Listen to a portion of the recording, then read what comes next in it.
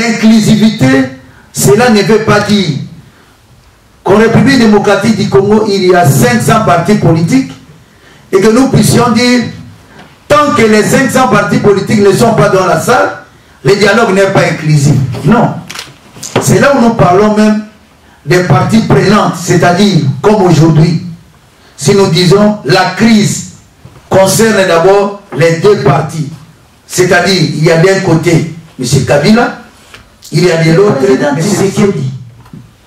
Au départ, ça commence d'abord par les députés. Il dit aux députés, il ne faut pas aller dans cette salle. Il n'y aura rien. Les gens ne voulaient pas les suivre.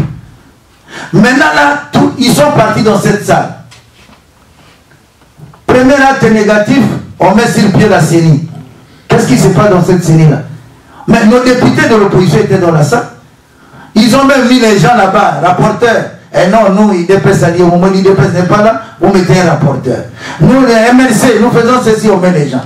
Nous, l'IEX, et aujourd'hui, quelle solution?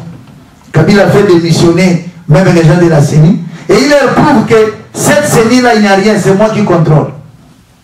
Et ils veulent compliquer la tâche à l'IDPS en disant même non, nous, notre dialogue, c'est avec la CENI de M. Kabila.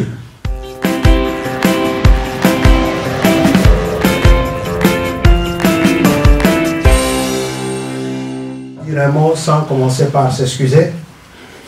Vous comprendrez très bien que la situation et les imprévus ont fait que notre hôte du jour puisse arriver à 1 heure de retard. Déjà primo parce qu'il était censé attendre quelqu'un qui devait le prendre. Bon. Ce n'est pas chez lui ici, il n'a pas assez se déplacer, c'est vraiment difficile de son côté. Donc nous nous excusons, mais l'essentiel est que nous puissions écouter quand même le message que l'honorable Jean-Pierre Isanga Bombanga a nous communiqué, comme on a mis sur l'intitulé là-bas, qu'il a sa version à lui après le discours de Kabila sur le dialogue. Lui, il a un message à faire passer. Voilà pourquoi nous sommes là. Donc, nous n'allons pas beaucoup traîner, nous lui laissons la place directement. À vous, monsieur l'honorable. De notre côté, nous commençons aussi à nous excuser parce que nous sommes venus en retard. Je pense qu'au lieu de perdre trop de temps, nous devons commencer directement à donner la position du Front populaire contre la révision constitutionnelle, qui est une plateforme alliée à l'IDPS. Mesdames et messieurs de la presse, nous vous saluons et vous remercions d'avoir répondu à notre invitation pour le point de presse de ce jour. Axé exclusivement sur notre réaction au discours et à l'ordonnance de M. Kabila convoquant le dialogue politique. Il vous souviendra qu'à l'issue des élections chaotiques et hasardeuses de 2011, avait ressurgi ce serpent de mer, cette sempiternelle question de la crise de légitimité qui pèse toujours sur la tête de notre pays comme une épée de Damoclès. D'autre part, en 2012, la guerre reprenait dans la partie est de notre pays. Les FARDC ayant été défaites, Goma est resté momentanément aux mains du mouvement du 23 mars, connu sous l'acronyme de M23. C'est donc sous les effets combinés de la crise de légitimité et de la guerre qu'avait été négocié à l'arraché l'accord cadre pour la paix, la sécurité et la coopération pour la République démocratique du Congo et la région, signé à Addis Abeba 13. Ainsi, les M23 délogés de Goma, M. Kabila s'est préparé à tort d'une victoire diplomatique. Mesdames et messieurs de la presse, permettez-nous ici de relever les contradictions insoutenables et insupportables du discours de M. Kabila. En effet, l'accord cadre d'Addis Abeba signé par au moins 13 chefs d'État, dont M. Kabila, salué et qualifié d'historique, a été obtenu grâce à l'intervention in extremis de la communauté internationale, ce qui a permis d'éviter à nouveau la déstabilisation de notre pays. Bien avant, à cause des deux guerres successives de 1996 et 1998, notre pays était éclaté et militarisé, notre territoire était amputé et désarticulé avec les gouvernements de Kinshasa, de Goma, de Guadeloupe, de Béni et consorts. Là encore, mesdames et messieurs de la presse, c'est donc grâce au soutien continu et à l'apport exclusif de la communauté internationale qu'a été organisé et conclu le dialogue intercongolais ayant abouti à la signature de l'accord global et inclusif de Sun City en Afrique du Sud, socle de notre édifice institutionnel actuel. Mesdames et messieurs de la presse, alors, comment comprendre que M. Kabila, qui s'est cru à bon droit de recourir à la communauté internationale, aussi bien dans le cadre du dialogue intercongolais de Sun City, ainsi que de l'accord cadre d'Addis Abeba, récuse aujourd'hui cette même communauté internationale au motif que les élections sont une affaire qui relève de la souveraineté nationale. Mesdames et messieurs de la presse,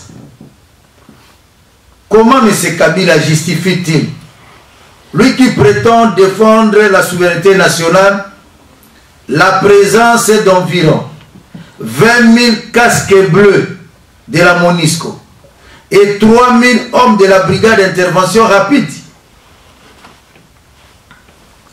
C'est cette force conjointe disposant d'un arsenal plus impressionnant qui a permis d'éradiquer les M23 de notre territoire.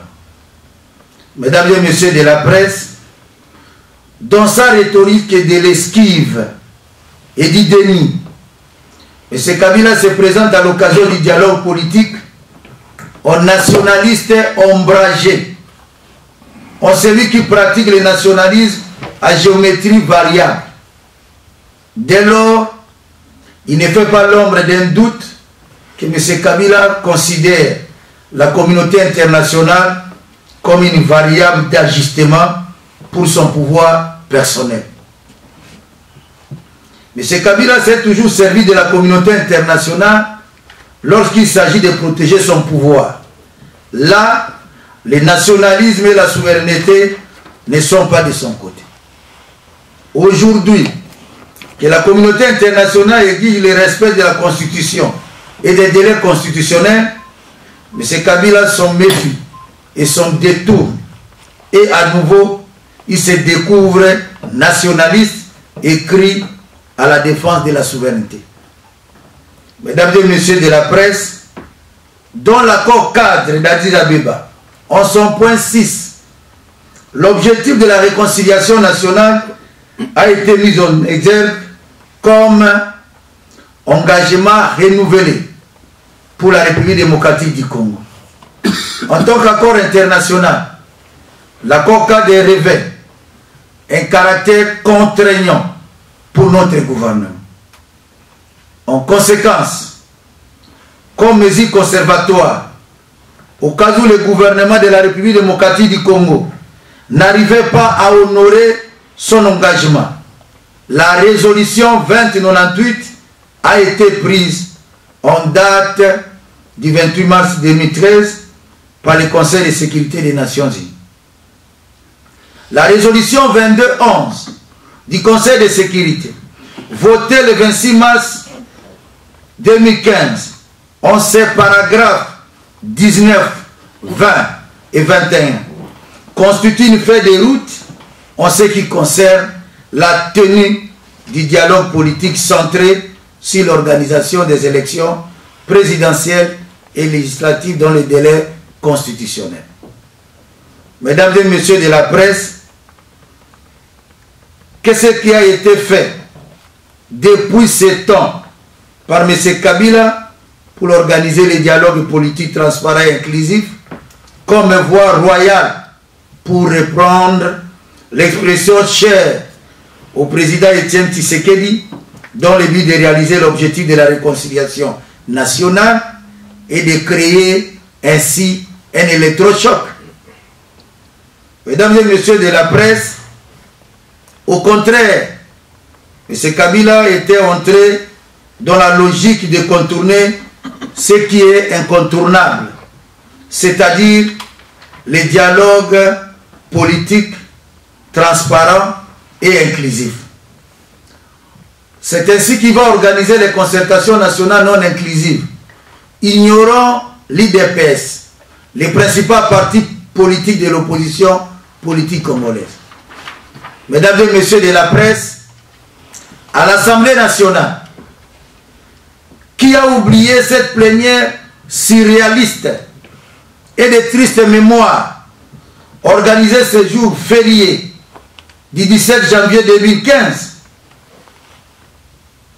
elle avait, après une vote-face des dernières minutes, voté une loi qui violait très manifestement notre Constitution.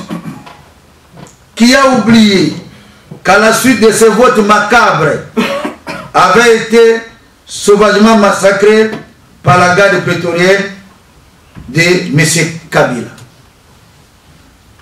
Qui a oublié que ce vote macabre avait été acquis avec la participation des députés membres de l'actuel G7.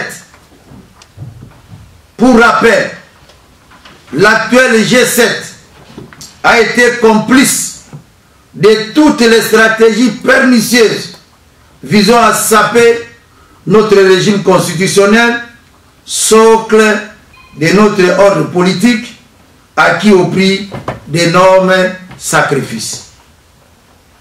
Comme en 2011, à l'instar de l'actuel G7, les membres de la dynamique de l'opposition politique, dite quand de la dynamique de l'opposition politique acquise au glissement, alors membres de l'actif AMP, avaient œuvré activement pour ramener les scrutins présidentiels de 2 tours à 1 tour.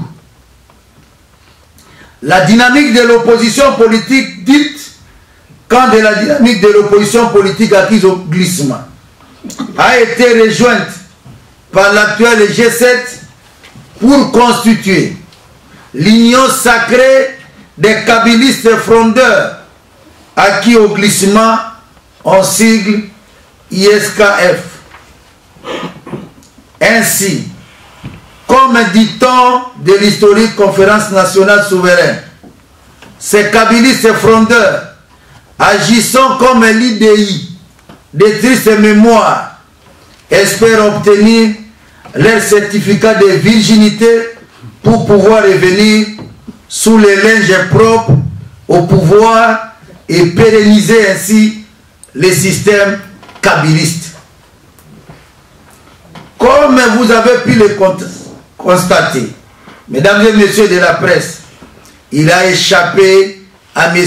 Kabila d'évoquer, parmi les violences liées au processus électoral, ces morts du 19 au 25 janvier 2015, en mémoire desquelles je vous demande d'observer une minute de silence.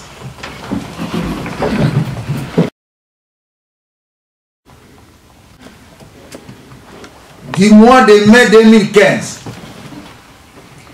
M. Kabila avait dépêché M.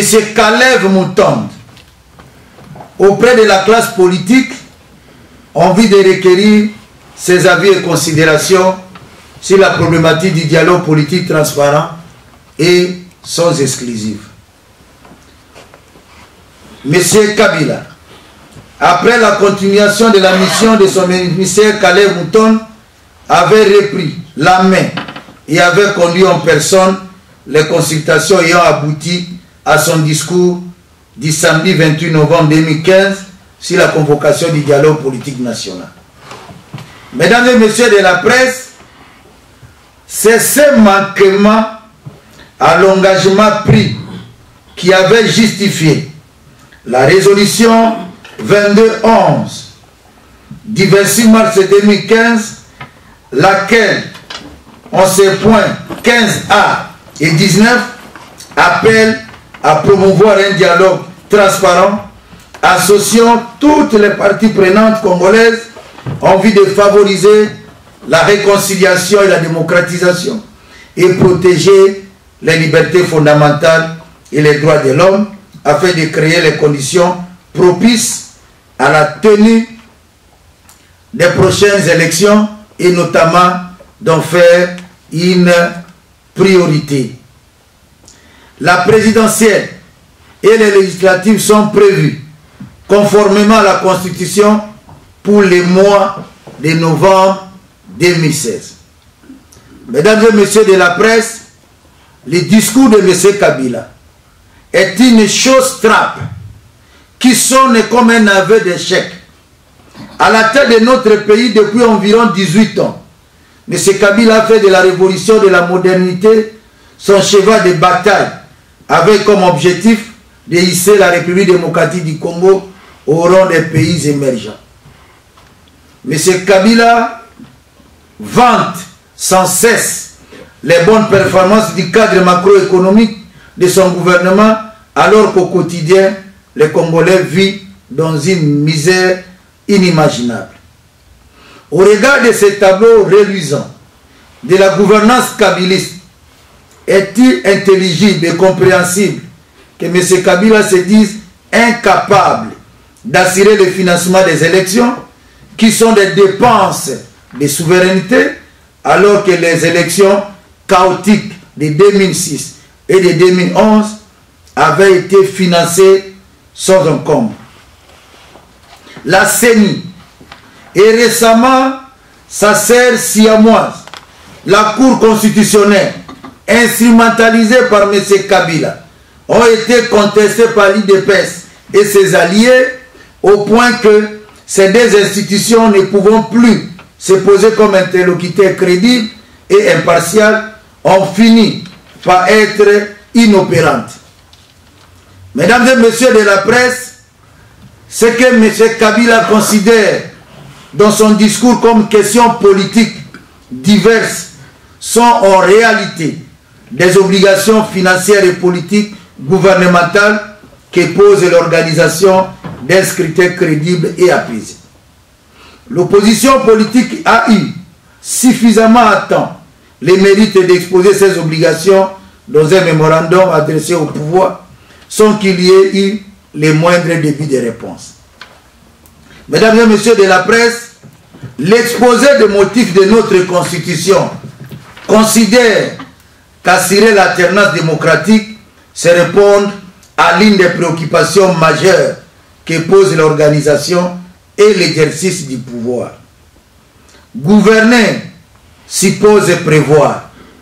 La prévision étant le meilleur allié de l'avenir, et au regard de cette responsabilité qui lui incombe au premier chef, M. Kabila a l'obligation de veiller à ce qu'il y ait au budget annuel de l'État, au titre des élections, une provision suffisante susceptible de garantir les cycles électoraux et par là préserver notre jeune démocratie. Dans sa pratique d'enfumage, d'endormissement et d'atteindement, M. Kabila, enfermé dans sa belle tour d'ivoire, a fait l'impasse sur toutes ses obligations constitutionnelles et a fait usage de tous les subterfuges pour étouffer les dialogues politiques.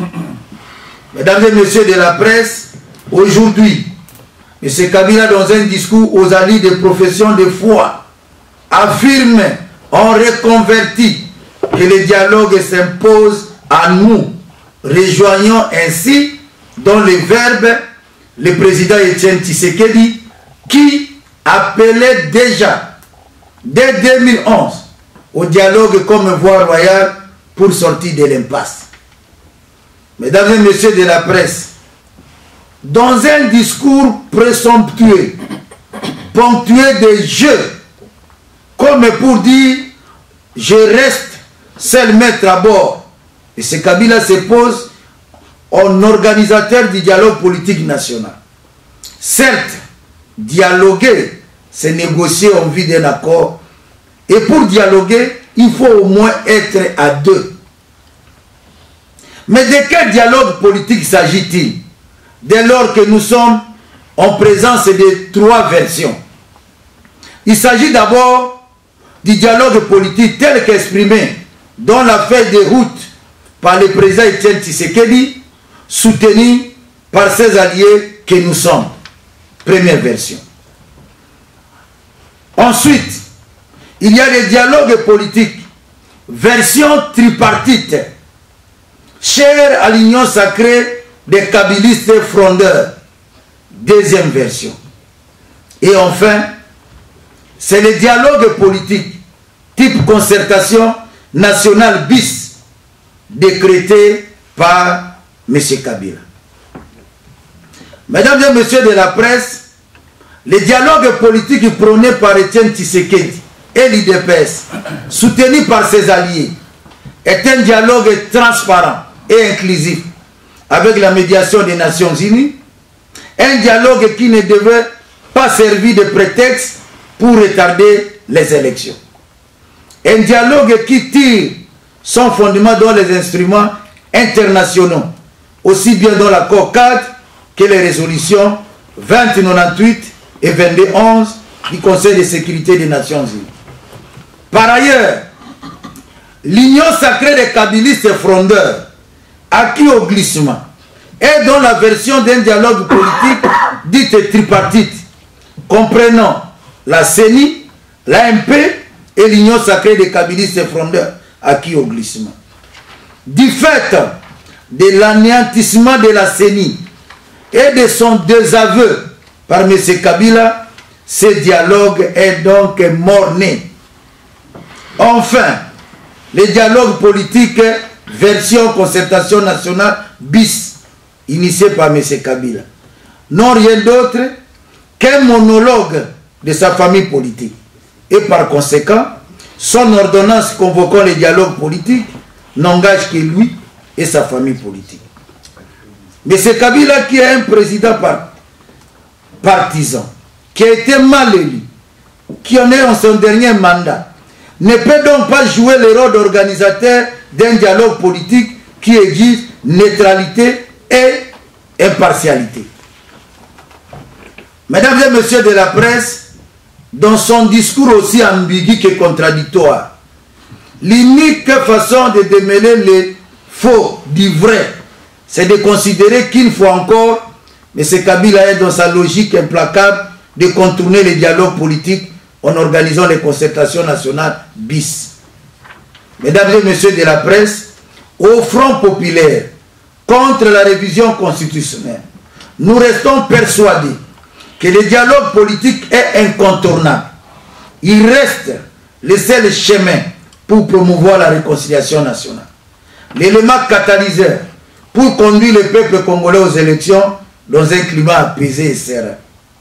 Le Front populaire contre la révision constitutionnelle réaffirme son soutien à la version du dialogue politique tel que prôné par le président élu Etienne Tshisekedi et l'IDPS, un dialogue transparent et inclusif avec la médiation des Nations Unies.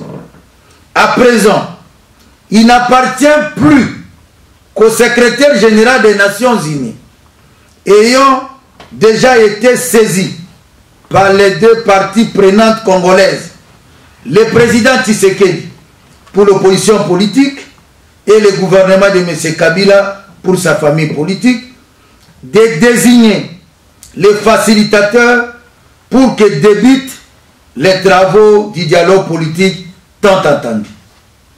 C'est l'occasion pour le Front populaire contre la révision constitutionnelle de dire non et non au dialogue politique qui serait organisé à l'instar des concertations nationales par M. Joseph Kabila.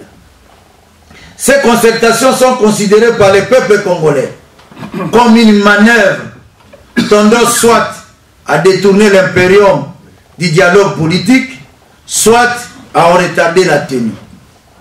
Dans le cadre de ces rencontres citoyennes de sensibilisation et de mobilisation pour l'organisation et la tenue pressante du dialogue transparent et inclusif avec la médiation des Nations Unies, les Fronts populaires contre la révision constitutionnelle ont organisé un meeting le dimanche 4 janvier 2016 à Ndjili Sainte-Thérèse pour honorer la mémoire de nos martyrs et ceux qui sont morts au cours des événements du 19 au 21 janvier 2015.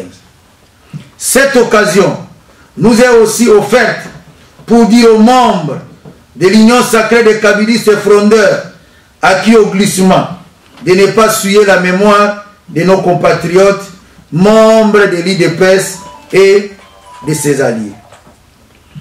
C'est aussi l'occasion de montrer que le président Etienne Tshisekedi est un visionnaire. Il a toujours été constant et pugnace dans sa lutte pour l'instauration d'une véritable démocratie couplée à un état de droit en République démocratique du Congo. Je vous remercie. C'est d'abord la place à nos amis de la presse de pouvoir poser des questions un peu rapidement. Et je ne sais pas, Baudouin Ambaoui, tu peux déjà commencer parce que c'est souvent lui qui commence à la balle. Monsieur Baudouin Amba, Congo indépendant, j'ai juste une petite question. Dialogue inclusif.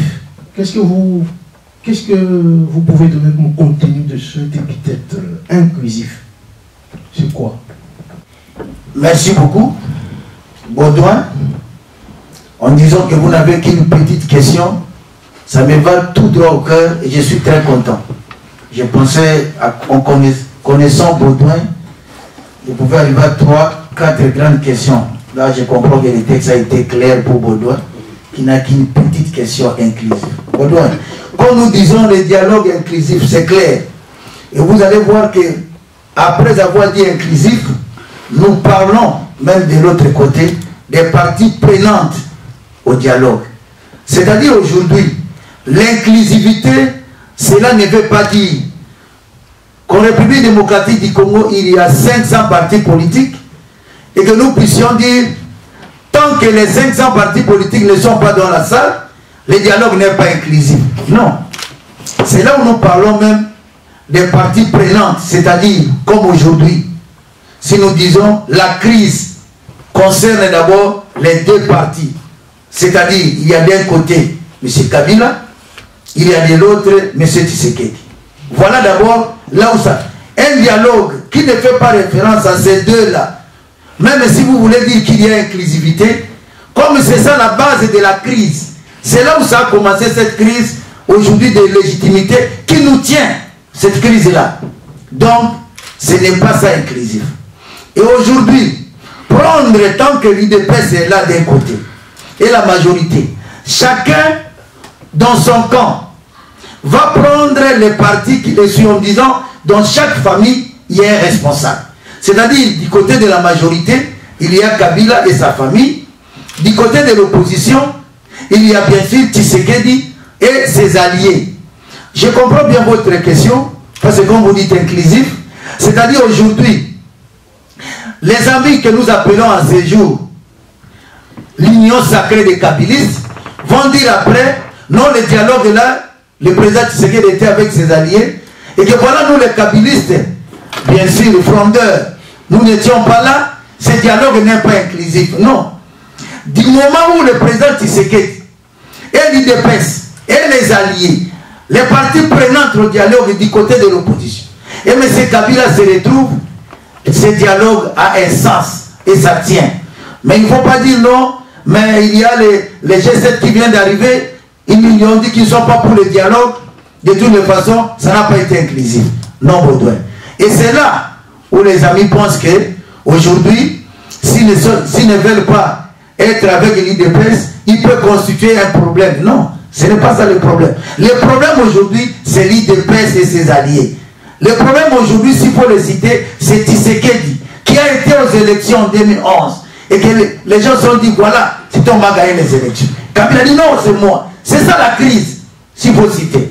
Alors, inclusif, ce n'est pas dit comme j'ai vu hier à la télévision RTNC, on va prendre les chefs coutumiers et les ministres chargés des affaires coutumières en train de les recevoir, et les chefs coutumiers disent, nous disons oui au dialogue.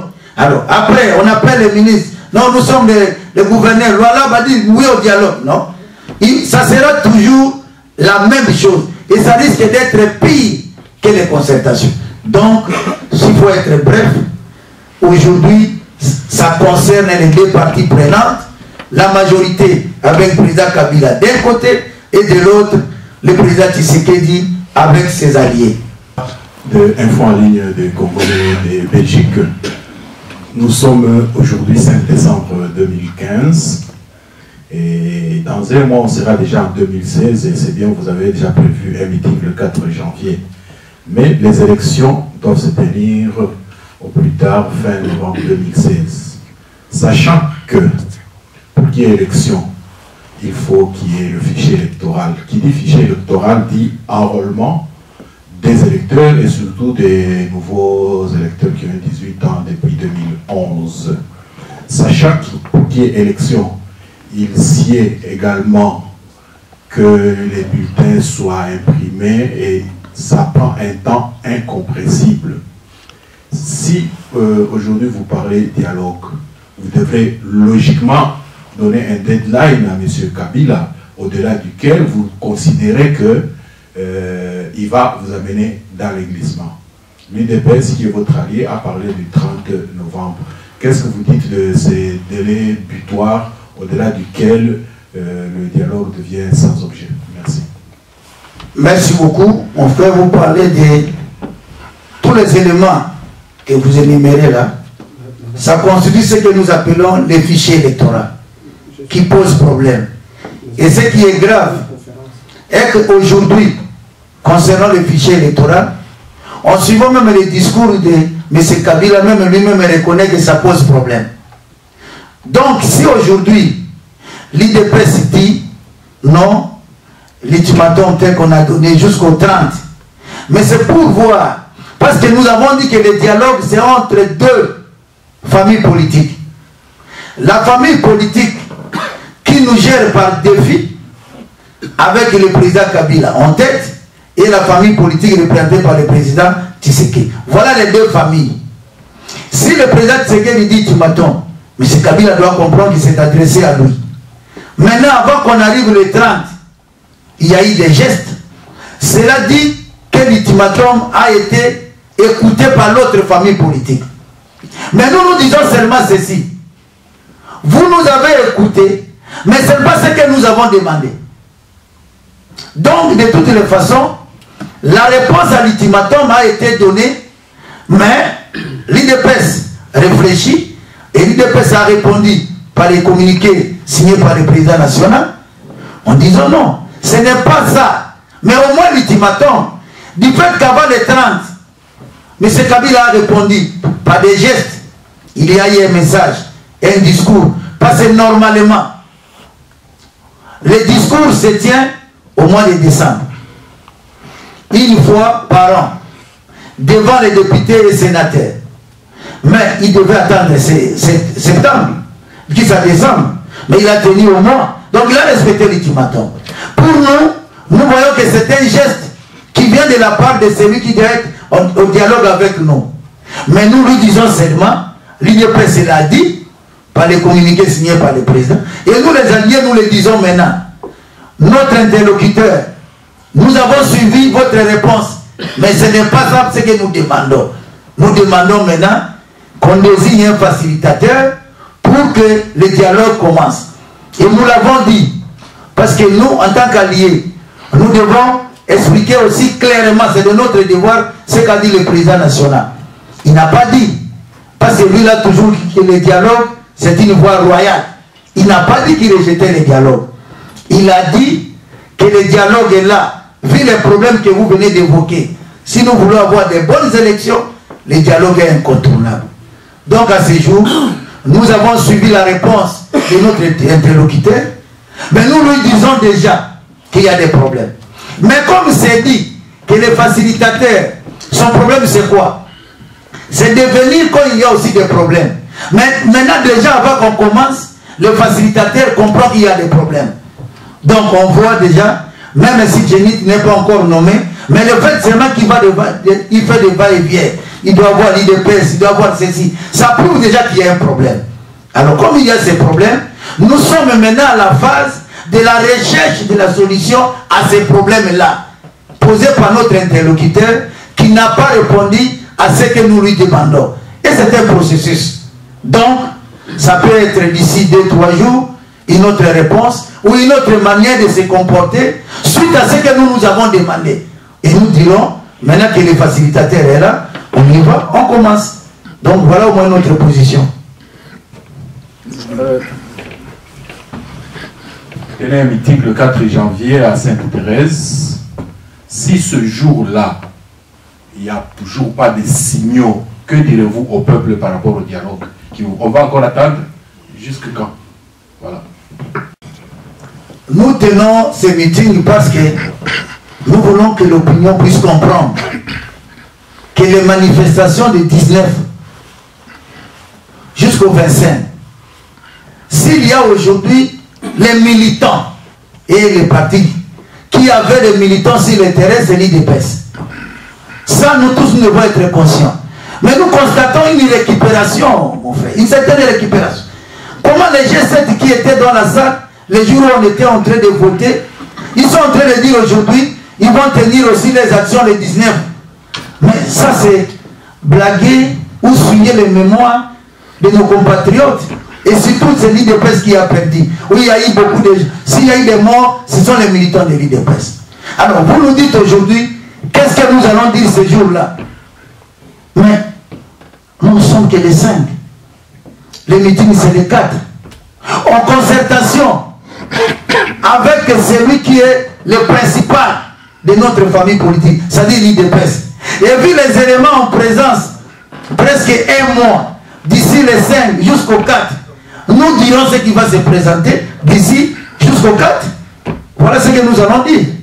Les consultations que M. Djenit mène actuellement, c'est pour faire rapport au secrétaire général de l'ONU que toutes les parties, tous les partis politiques vont participer au dialogue. Donc il semble que le secrétaire général de l'ONU attend qu'il y ait une sorte de consensus au niveau de tous les partis, tout au moins les forces politiques les plus significatives, pour participer au dialogue. Mais à vous entendre parler, apparemment, le dialogue se limite entre l'UDPS et ce qu'on peut appeler le camp kabyliste. Qu'est-ce que vous en pensez de ça? Je ne pouvais pas comprendre qu'à un certain moment, vous allez sortir de cette salle sans ne pas revenir. J'ai compris. Vous voulez exprimer d'une manière claire, parce que nous parlons Congo, les soucis de nos amis. Que ce soit dynamique, que ce soit les G7, que nous on appelle les kabylistes. Où est-ce qu'on va les mettre? Mais Baudouin, le président Tshisekedi, au départ, ça commence d'abord par les députés. Il dit aux députés, il ne faut pas aller dans cette salle. Il n'y aura rien. Les gens ne voulaient pas les suivre. Maintenant là, ils sont partis dans cette salle. Premier acte négatif, on met sur pied la CENI. Qu'est-ce qui se passe dans cette CENI-là? Mais nos députés de l'opposition étaient dans la salle. Ils ont même mis les gens là-bas, rapporteurs. Et non, nous, IDPS, au moment où l'IDPS n'est pas là, vous mettez un rapporteur. Nous, les MLC, nous faisons ceci, on met les gens. Nous, et aujourd'hui, quelle solution? Kabila a fait démissionner même les gens de la CENI. Et il leur prouve que cette CENI-là, il n'y a rien, c'est moi qui contrôle.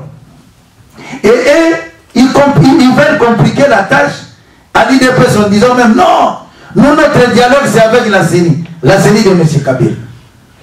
Et aujourd'hui, Jenny est en train de voir dans une mission exploratoire pour voir ce qui se passe. Mais ils sont là en train de l'attendre quand il dit le rendez-vous c'est à 15h. Ils sont là depuis 13h, 14h, en train de constituer des listes. Non, nous devons être nombreux. Mais nous sommes de la dynamique. Mais d'abord, disons-le, ils ont dit qu'ils étaient contre le dialogue. Le bon comportement adopté, c'était de dire à Jenny, ce que vous êtes en train de faire, ça va amener au dialogue. D'ailleurs, nous, on ne vient pas. Mais ils vont faire quoi? Ils vont faire quoi? Alors, si tel est le cas, mais qu'ils reconnaissent et aujourd'hui qu'ils disent publiquement que ce qu'a mené le président Tshisekedi comme travail, vraiment, aujourd'hui, nous reconnaissons qu'il avait raison. Et quand nous, les alliés, nous disons que c'est un visionnaire, il a raison. Parce que c'est ce qu'ils disent à Djenit. Non. Mais comment l'IDP s'est allié? Nous, on veut venir. Mais que le président nous rassure. Pas comme allié, mais qu'on nous mette là-bas. Oui. C'est pour reprendre encore les exploits de 94. Ce que l'IDP a vécu en 94. Il fait le combat, il dit nous créons l'ISOR et alliés. Tous ces gens-là qui sont venus comme ISOR, comme alliés, après se sont détournés contre l'IDP. Maintenant, l'expérience. Comme le président de l'IDPS, regardez seulement tous ces gens-là depuis 94 jusqu'à ce jour, depuis la conférence 90-91. Que ce soit les Papayléo, les Mandungu, les Kibasa, tout ce monde-là. Aujourd'hui, que les âmes les posent en paix. Mais le président de l'IDPS reste aujourd'hui comme l'homme d'expérience à qui nous devons comprendre que nous devons l'approcher à tout moment. Mais comment quand il donne une stratégie? Qu'aujourd'hui nous tous nous constatons qu'il avait raison. Certains amis se mettaient à dire non, non, non, il veut faire ça parce que l'IDPS veut faire ceci. Mais maintenant, on lui donne raison. Alors, il s'agite, il veut être au dialogue. Ben, nous ne disons pas non. Mais pourquoi on ne peut pas aujourd'hui accepter d'aller dans les camps de la majorité? Parce que maintenant, ils se bousculent pour être dans ces cas de l'opposition. Mais qu'ils aillent dans le cas de la majorité, leur famille naturelle. Parce que maintenant, c'est la retrouvaille. Ils se sont retrouvés entre eux. Les gens qui étaient au niveau de la majorité, ils ont toujours été en majorité. Alors, maintenant, le vrai problème, vous voulez toujours que dans l'inclusive là, nous puissions dire, le président Tshisekedi et ses alliés, oui, mais les autres, la dynamique sera à vos côtés. Mais avec quel comportement? Avec quel comportement? Voilà le problème que nous avons. Maintenant, ils donnent raison à Tshisekedi. Mais pourquoi ils ne veulent pas le dire? Mais qu'ils le disent ouvertement. Donc, la réponse à cette question, pour nos amis, parce que je sais que vous êtes en contact avec eux, il faut leur dire, parce que nous parlons Congo, c'est notre pays, qu'ils s'amendent et l'IDPS va apprécier leur comportement. Parce que c'est notre pays. Merci Baudouin.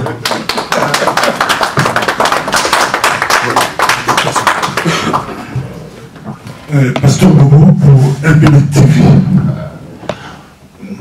Je vois une question qu'on vous a posée ici, apparemment vous esquivez. L'ultimatum de l'UDPS a été annoncé dans cette salle-là, là où, ici même, pour le 30 novembre 2015. Parce que Kabila n'a pas donné des dates. Or, l'UDPS avait bien précisé, donc au-delà du 30 novembre 2015, le dialogue devient sans objet. Est-ce que le dialogue a déjà commencé? Est-ce pour un gouvernement de transition? C'est un peu ça ma préoccupation. La première, vous parlez de l'ultimatum que l'IDPS a donné pour les 30. Et vous dites qu'on n'a pas répondu à la question. Nous pouvons revenir sur ce que nous avons dit à propos de l'ultimatum. Le dialogue concerne les deux parties. Et nous disons, l'IDPS dit, et ses alliés à l'autre partie, que si nous constatons jusqu'au 30 qu'il n'y a pas de signaux clairs pour nous, il n'y aura plus de dialogue et nous prenons nos responsabilités. Mais nous constatons que celui qui est en face de nous, vous-même vous avez dit, avant les 30, il y a eu des signaux. Il y a eu l'ordonnance, il y a eu les discours qui n'étaient pas attendus. Parce que normalement, les discours devraient avoir lieu au mois de décembre. Donc, Notre interlocuteur a répondu à nos préoccupations. Mais, pas de la manière avec laquelle nous on s'attendait qu'il puisse répondre. Voilà maintenant les débuts, voilà le processus de... Si vous ne voulez pas, si vous dites non, le dialogue a commencé. Mais c'est le processus. L'IDPS a dit, il faut avoir les 30. Et ils répondent, mais pas ça. Nous disons, ce n'est pas ça. L'IDPS signe un communiqué. Les alliés maintenant parlent. Et aussi continuent à parler. Mais ce ping-pong-là, ça constitue déjà un processus. Et nous tous, nous disons, nous voulons un facilitateur. Et qu'est-ce que nous constatons? À Kinshasa, Djenit dit non, je suis en train d'explorer. Il y a déjà des mouvements. Si l'IDPS n'avait pas dit ça, et ça je voulais aussi dire à Baudouin, si l'IDPS n'avait pas dit ça, il n'y aura pas ce qui se passe aujourd'hui avec Djenit à Kinshasa. Ça produit des effets. Mais comment nous allons dire que non, il n'y a rien? Tous ces signaux-là, nous analysons de notre côté, et eux aussi ils analysent, c'est un processus. Vous dites non, il n'a pas donné la date du dialogue. C'est là où nous n'avons pas le même entendement. Comment lui va dire que le dialogue c'est tel jour? Le problème maintenant, les débats tournent autour de l'initiative de cette convocation-là. Et là vous avez dit, même pour nous, si vous lisez même l'ordonnance parle de... Il se réfère aussi à la résolution 2098. Mais nulle part, on parle de 22-11. Les 22-11 parlent que les élections doivent avoir lieu novembre 2016. Mais pourquoi ils font référence à une résolution et pas à l'autre? C'est ça le problème. Mais maintenant, nous ne disons pas non. Pasteur, nous sommes d'accord. Parce que l'IDPS, après avoir fait l'analyse, a compris que le dialogue, c'est ça la voie royale. Et nous, les alliés, on les suit. Alors, pourquoi nous allons dire qu'aujourd'hui, nous ne pouvons pas accepter que ce processus-là commence déjà? Vous nous dites, est-ce qu'après ça, il n'y aura pas un gouvernement? C'est ça le problème qu'on a avec les amis, qui pensent qu'il faut voir le gouvernement partout. Il faut voir le Premier ministre partout. Qu'on voit, non, Félix va devenir Premier ministre. Félix va... Mais c'est quoi ça? Il fait une déclaration, mais pourquoi vous faites cette déclaration? C'est vous qui pourrez être Premier ministre. Non, on n'est pas là. L'IDPS a été clair. Dialogue pour que dans les délais, c'est-à-dire les temps qui nous restent, nous puissions réaliser des élections. Nous le disons. Ah, pourquoi vous voyez le gouvernement partout? Non. Ça, c'est les débats qui vont se retrouver au dialogue. C'est-à-dire les interlocuteurs viendront avec ça comme ils en ont l'habitude. Nous, on dira voilà ce que nous voulons. Et les débats vont s'engager. Alors ne nous amenez pas aujourd'hui à dire ce qui va se passer, c'est-à-dire qu'il y aura dialogue. Nous, les cahiers des charges de l'IDPS, c'est clair. Dialogue pour que donc... Si on avait commencé ça depuis longtemps, depuis que le président Tshisekedi a donné sa feuille de route, aujourd'hui, mais tout le monde allait comprendre qu'on serait déjà avancé. C'est ça au moins le problème. Êtes-vous sûr qu'au-delà de novembre, avec le temps matériel qui reste, c'est possible d'organiser des élections? Ça, c'est les dialogues. Vous êtes déjà dans les dialogues, pasteur. Ça, c'est les dialogues. Nous sommes sûrs de ceci. Le président Tshisekedi, l'IDPS, ses alliés, nous voyons qu'il y a des problèmes. Nouveaux électeurs, aujourd'hui, il y a des jeunes gens de 18 ans qui ont droit, suite à l'article 5 de la Constitution, ils doivent voter. Mais qu'est-ce que nous faisons d'eux? Nous constatons que le fichier pose problème. Depuis longtemps, Kabila n'a pas constaté. C'est maintenant là dans son discours qu'il comprend, après que l'IDPS ait compris depuis longtemps, qu'il comprend maintenant qu'il y a des problèmes. Nous disons, ok, maintenant qu'il a compris, c'est bon. Tous ces problèmes, nous allons les résoudre comment? Voilà l'importance de cette discussion. Mais dire aujourd'hui, les débats de dialogue, non? Chacun son cahier des charges, laissez les dialogues s'engager. Là où il y a des problèmes, les facilitateurs seront là. C'est le problème. Vous devriez profiter de l'expérience du Burundi. J'ai quand même un petit commentaire et puis je pose la question après. Ah oui. N'oublions pas que nous sommes dans un monde mondialisé. Nous sommes évidemment congolais, nous sommes burundais, nous sommes rwandais, etc. Mais et c'est pour revenir sur la question de souveraineté nationale et la défense du peuple. Parce que nous sommes toujours devant un mur, des dirigeants qui veulent défendre la souveraineté nationale, mais en même temps, ils massacrent le peuple. Qu'il nous soit permis de vous poser la question à ce niveau-là, quelles sont les stratégies pour votre front populaire contre la révision constitutionnelle, les stratégies efficaces pour éviter cet amalgame, parce qu'on ne peut pas défendre en même temps la souveraineté nationale et en même temps massacrer son peuple. Nous vivons ces problèmes déjà au Burundi. Moi, je fais partie des Burundais, des Congolais, des Rwandais, des citoyens, si vous voulez, du monde, qui réfléchissent pour qu'on puisse discuter ensemble, Burundais, Congolais, Rwandais. Didier Baïtapal, ex-FAL. Mais mon frère Sayo, les dialogues que vous évertuez à coucher, coûte que coûte, quel que soit le prix, n'en est pas un. On ne veut pas de ces dialogues, non pas par opposition à ceux qui les soutiennent, mais par réalisme politique. Selon votre slogan, les dialogues pour les élections apaisées. Mais quelles élections? Où, quand, comment? Vous n'êtes pas censé savoir, vous qui êtes au pays, les rapports de Jérôme Bosso de la Ligue nationale des élections libres et transparentes, qui est membre de la CENI. Il a établi un rapport accablant sur les élections. Que dit ces résumés? Que dit en résumé ces rapports?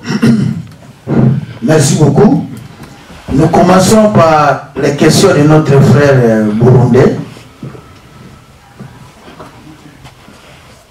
Notre frère a parlé de 3 ou 4 préoccupations importantes, mais ça se résume ici des éléments importants.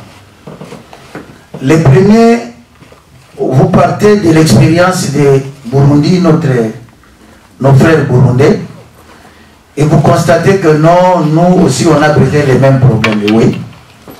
Mais nous avons un avantage. Un avantage parce que nous avons vu ce qui se passe au Burundi. On a cette expérience. Les Congolais ont maintenant l'avantage de voir ce qui s'est passé au Burkina Faso. Nous avons l'avantage de voir ce qui s'est passé en face de nous, donc nos Congolais d'en face. Nous avons l'avantage de voir ce qui s'est passé en RCA. Nous avons cet avantage. Et nous avons un avantage d'avoir un homme d'expérience, c'est-à-dire le président Tshisekedi. Et c'est comme ça que nous avons analysé en disant que ce que le président Tshisekedi propose, c'est-à-dire le dialogue comme voie royale, il n'y a pas d'autre piste pour le moment. Mais vous parlez que si ça ne va pas, on va prendre les armes, on va faire ceci. Nous, en tant qu'alliés de l'IDPS, l'IDPS n'a jamais mis dans son programme d'action les recours à la force. S'il y a, vous avez dit qu'on ne peut pas aimer le peuple et voir le peuple souffrir, oui. S'il y a un parti politique qui a perdu beaucoup de militants, où les gens sont morts, sont aujourd'hui arrêtés, c'est l'IDPS. Ça, c'est vraiment devant les reconnaître. Mais, aujourd'hui, s'il y a un parti qui pense qu'il faut toujours œuvrer pour la paix, c'est l'IDPS. Alors, parler des armes, parler de la révolution, voilà parfois l'élément qui nous divise parfois avec certains de nos amis. Non, il faut une révolution, oui. Mais nous aujourd'hui, même les alliés, nous ne pouvons pas considérer, comme nous disons l'article 64, ok, nous y allons. Mais si cet article-là se passe, on fait des comptes, il peut toujours y avoir dialogue après. Mais même s'il y a dialogue après, la Constitution prévoit, on va prendre le président du Sénat, celui dans un Sénat qui se retrouve déjà hors mandat, et le pays va encore avoir des problèmes sérieux. Voilà l'importance du dialogue. Voilà l'importance du dialogue. Et vous nous parlez quelles sont les stratégies que l'IDPS et ses alliés sont en train de mettre. Mais notre stratégie est claire. C'est ça le dialogue. Et voilà la grande stratégie de l'IDPS et du président Tshisekedi et de ses alliés, le dialogue. Donc, je ne pense pas qu'en dehors du dialogue, nous allons nous retrouver dans cette salle Même si au Burundi on l'a fait, c'est peut-être ça qui a eu des problèmes. On ne peut pas se retrouver dans une salle comme ça, dire voilà les stratégies des l'IDPS, en dehors du dialogue, nous allons faire ceci, ceci. Non. Les stratégies, c'est les dialogues. Alors, vous dites que dans notre pays, nous devons apprendre à avoir des dirigeants responsables. Mais ça, c'est une bonne chose. Mais si nous, en 2011, nous avons voté pour le Etienne Tshisekedi, et si nous croyons toujours au président Tshisekedi, c'est parce que pour nous, c'est un dirigeant responsable. Donc si on les met là-bas, on les laisse travailler, le pays va décoller. Et même vous, nos frères burundais, vous serez en paix chez vous. Ce n'est pas pour rien qu'aujourd'hui on dit qu'il y a des problèmes. Est-ce qu'on peut aller chercher le président angolais? On peut aller chercher. Parce qu'on voit la carrière d'un grand responsable à la tête du pays. Et pour nous, nous croyons au président Tshisekedi comme un président ou comme un homme responsable.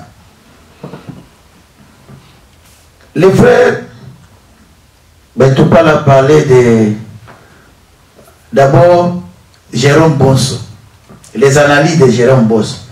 Mais vous ne faites qu'appuyer la thèse du dialogue. Bonso ne fait que relever les problèmes. Il dit non, voilà, mais lui il se limite à ça. Nous disons que leur comportement là, ça nous amène facilement au glissement. Parce qu'il nous reste un peu de temps. Vous ne voulez pas réfléchir avec la tête. Vous voulez maintenant réfléchir en disant, nous allons à la CENI. Mais Kabila vous prouve que non, Ngoïmoun a démissionné, il est malade. Ok. Tout le monde s'est dit, c'est soit disons, Malou Malou est malade. Ok. Il démissionne. Mais pourquoi les autres démissionnent après Malou Malou? Ça cache quelque chose.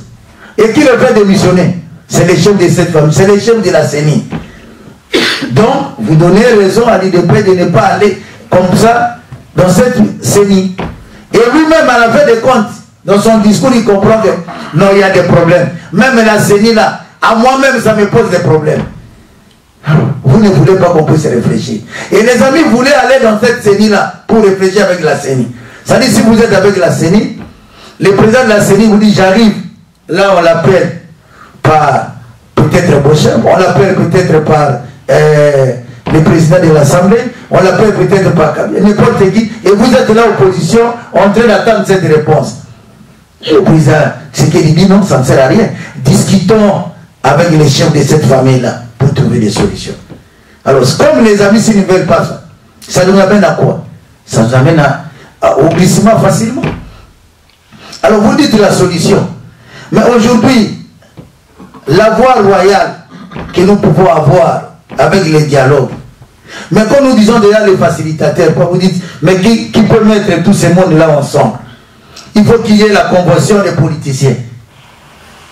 Mais, mon frère, la convention des politiciens, si vous allez très loin, mais c'est presque là où nous allons nous retrouver dans ces dialogues, parce que cette convention-là, maintenant les problèmes que nous avons dans le pays, qui va les convoquer? Qui va convoquer cette convention-là? La convention dont vous parlez, qui va la convoquer? Alors, raison pour laquelle on a déjà fait un pas pour dire que nous voulons les dialogues. En d'autres termes, c'est presque un problème de mots. Nous appelons ça le dialogue pour trouver des solutions. Mais dans ces dialogues-là, les politiciens seront là, ça sera une rencontre de politiciens. Et vous dites, non, on appelle ça la convention des politiciens. Tant mieux, parce que c'est une rencontre. C'est un forum où nous allons nous retrouver. Mais, un frère burundais, je voulais oublier, il a parlé de la présence de la société civile.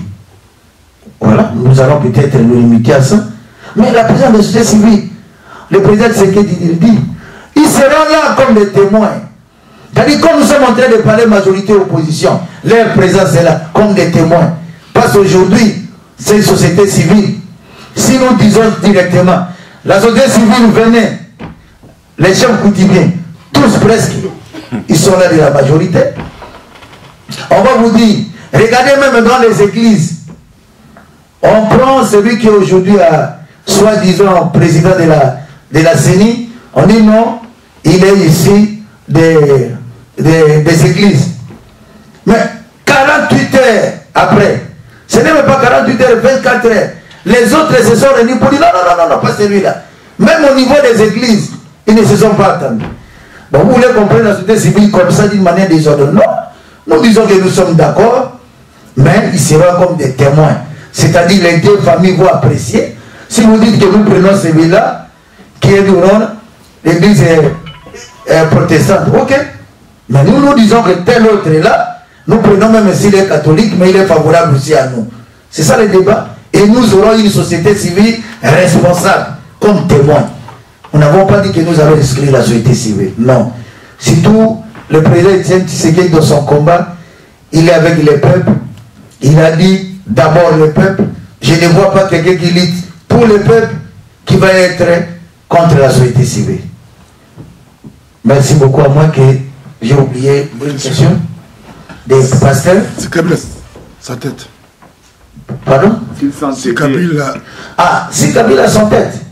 Mais, pasteur, vous êtes en train de parler, de dire si cela ça se fait, on va faire quoi? Mais nous l'avons dit que pour nous, quand nous avons parlé de la paix, pour l'IDPS, les combats, c'est le combat de la paix. Si Kabila a son tête, nous on a toujours utilisé des voies démocratiques, on sait comment les utiliser, et s'il y a entêtement, l'IDPS et ses alliés utilisera comme d'habitude les voies démocratiques appropriées pour leur combat. Vous avez parlé du procureur en disant qu'il est en train de menacer les partis politiques. Mais les combats de l'IDPS et de ses alliés, c'est le combat du respect des droits de l'homme. Nous n'allons pas aujourd'hui dire que nous sommes en train d'applaudir si on menace les Congolais par les procureurs. Non. Parce qu'aujourd'hui, prenons les gens qui sont en train de souffrir. Et j'ai une Ndongala qui se retrouve là-bas. Parce qu'il a soutenu le président Tshisekedi, voilà, il y a ça. Qui répond? C'est le procureur. Tout ce que nous avons, comme si on va, que ce soit au niveau des gens qui sont arrêtés, vous trouvez les gens de l'IDPS, avec des raisons qui ne sont pas fondées. Et aujourd'hui, nous allons dire que nous allons applaudir. Parce que nous-mêmes, nous savons combien l'IDPS et ses alliés ont souffert pour les résultats de la justice. En prenant même ce qui s'est passé pour les élections. Et aujourd'hui, nous allons dire ça. Nous n'encourageons pas ça. Nous demandons au procureur de faire son travail. Et nous demandons aussi aux hommes politiques de faire de leur. Donc, les manifestations sont prévues par les lois de la République. Mais, en respectant les règles, comme d'habitude, nous disons que nous avons meeting, nous allons écrire. Et on nous dit dans les délais, voilà, mais nous n'allons pas demander l'autorisation. Que l'autorité en face comprenne que nous allons informer selon les lois de la République. Ça va, pasteur? Oui, ça va, mais bon, ça va. Yeah, mais pourquoi? Donc, je crois que nous avons fini. Merci de votre présence.